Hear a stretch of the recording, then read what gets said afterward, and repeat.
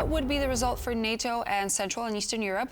To talk on this subject and more, I'm joined by Gerlinde Niehus, former Deputy Director of Defense and Security Cooperation at NATO. Thank you so much for joining. Good morning. It's a pleasure. Good morning. The pleasure's all mine. I mean, after the speech we just heard by Donald J. Trump and J.D. Vance, we can pretty much tell, considering the results, that Donald J. Trump might be the 47th president of the United States. What does that mean for NATO? Where do we go from here now? Well, for NATO, this is probably the beginning of a period of increased nervousness and probably also a sense of constant, let's call it crisis management. In many ways, I think the new Secretary General, Mark Rutte, has already been elected as a way to Trump-proof the organization, because one of the criteria was that those appointing him thought he is capable of managing Trump. But beyond that, clearly Trump's earlier stances on between calling NATO obsolete or going for a NATO a la carte, where he underlines that he would only support allies who are supporting, who are investing 2% into their defense spending, or doing what some call a dormant NATO. All these are no good news for NATO, and probably beyond NATO, also other players on the planet. What do you think that NATO members have to do in order to somewhat convince Donald Trump to still be involved, to be actively involved? Well, I think Donald Trump is not really believing in multilateralism. He is more of this transactional type. He's always looking for a good deal. So I think what NATO nations will have to do, and probably would have to do also if Kamala Harris were to win, is to simply to invest much more in defense. And be this the 2%, which GDP, which currently 23 nations are meeting, but 9 do not yet meet it. In some cases, the 2% is on fairly shaky grounds because it's based on some, let's call it, creative budgeting. Yeah? So more investment in defense would be a key aspect for Europe, for NATO nations, European nations to undertake. So in a way, also to become more European capable, if you wish, to have more combat capable troops and forces, where currently there's a lot of dependence on the US. So all these are steps Europeans would have to take in order to convince Trump that keeping engaged in NATO would be a fair deal. So there is a question that I tend to ask our guests here today, because we heard previously that President Trump said that some of U.S. allies are worse than enemies. What is your response to that statement, and do you think that his quite polarizing attitude is going to change and it's going to ease up? Well, I mean, I don't have a crystal ball, or I'm not a psychologist. But you may have your opinion that you would like to share. I do have my opinion, and yes, he said this, and I think he's targeting with that those nations which are not investing 2% into GDP or not paying their fair share. They think they are free riders. Incidentally, why not with these words? I mean, this type of criticism has been made before by other US presidents. But in many ways, of course, this rhetoric and also this, what I would call the NATO a la carte, is clearly very much corrosive, because it undermines Allied solidarity, and with that it also undermines the credibility of Article 5, NATO's collective defense clause. So it causes damage to the credibility of the alliance and the defense and deterrence posture. And what Donald J. Trump's presidency could possibly mean for European Union, Ukraine, for Poland?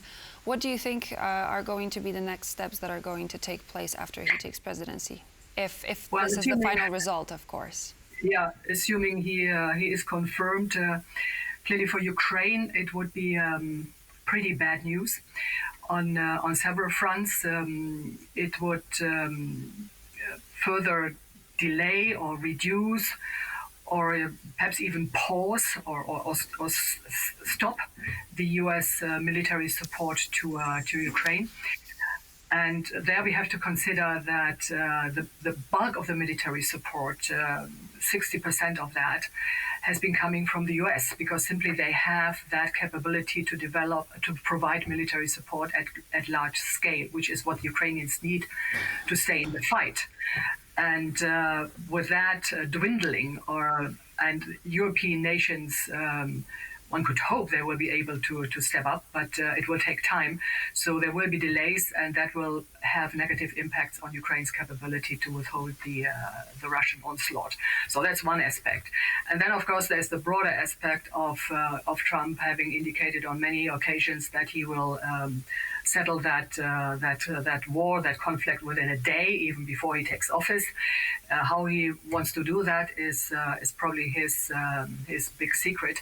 But if he were to accommodate Putin's war of aggression by making a deal with Putin, eventually behind the backs of the Ukrainians. And that would clearly be a devastating news for Ukraine. But it would also be a very bad news to the, let's say, to the democracy globally, because it would embolden dictators elsewhere to follow similar stances. So given that the US may reduce its focus on Europe, do you think that NATO should evolve to become more Europe-centered? Yes, I think that's in many ways a trajectory, if you wish, a strategic trajectory. Europe will have to face, be this now with President Trump being confirmed or not. Military planners in the Pentagon have their eyes very clearly cast on China as the long-term emerging challenge and threat. So Americans expect, and I would add rightly so, European to take more of responsibility for their own security and defense. So, and that is something which in many ways NATO and the EU need to do together. So, but Europeans have to simply invest more in defense, also do it as a long-term investment, because we are coming back after 3 decades of military erosion. So our military capabilities are still in a very weak state. European nations have then, together with NATO, to define what could be an added value of the EU. And there, I think, typically a few areas come into mind. Resilience and cybersecurity are one. Military mobility is another one. Clearly, research and development is an area where the EU is very capable, and then also capability development. Mm-hmm. So I think what we need to work towards between NATO and the EU is a more, if you wish, a more capable European pillar within NATO, and therefore NATO becoming in a way more European and less dependent on US support. Yeah, and that could then go in hand with NATO and EU agreeing on concrete benchmarks. So, for example, the European Union or the European nations could say they want to have half of the forces and capability needed in order to counter a peer aggressor, i.e. a country like Russia. Yeah. And NATO and EU should also, in my mind, work towards agreeing on the aspects of the military planning. So typically NATO in this scenario could be the one defining of what should be done, so set the capability targets, whereas the EU could focus on how this should be done, because arguably the European Union has the toolbox at its disposal and also more budget and more means in order to implement it. Sorry to interrupt you, but how does that, pardon, but how does that relate to, for example, what Polish Prime Minister Donald Tusk, he took it to Twitter, he suggested that Europe should take more responsibility for its own defense, especially considering that one of my previous guests actually mentioned that Poland is already doing very well in terms of, for example, GDP spending on defense, and other countries should actually follow suit. So do you believe that Europe has what it takes, with considering certain discrepancies in between countries in terms of GDP spending for defense? Do you think that there is actually a common ground where we can be self-reliant? Well, I think your Prime Minister, I would completely agree with him. Poland, in many ways, is a role model in NATO with 4% spending of GDP.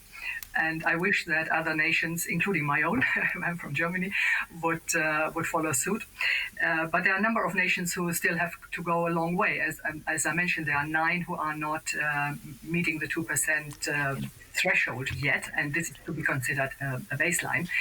But I think for Poland, if I'm zooming in a bit on that, I think the challenge will be to balance its traditional, very strong partnership with the US with an equally strong sort of European engagement. I think from what I've seen, Poland has been a bit reluctant on some of the EU initiatives, and if Poland, and I think Poland is able and capable to take a much more prominent role in also European defense matters, then it would have to balance this, let's call it more reluctancy, with a more sort of proactive European stance. This is definitely going to be an interesting chapter, especially now considering the possible results of the US presidential election. Thank you so much for joining me. It's a pleasure. Thanks. Gerlinde Niehus, former Deputy Director of Defense and Security Cooperation, NATO. And so, ladies and gentlemen, this would be all for now here during the special broadcast America Votes here on TVP World. I hope you really did enjoy. But stay with us, tuned in for more, because we will be bringing you latest updates. Have a good day.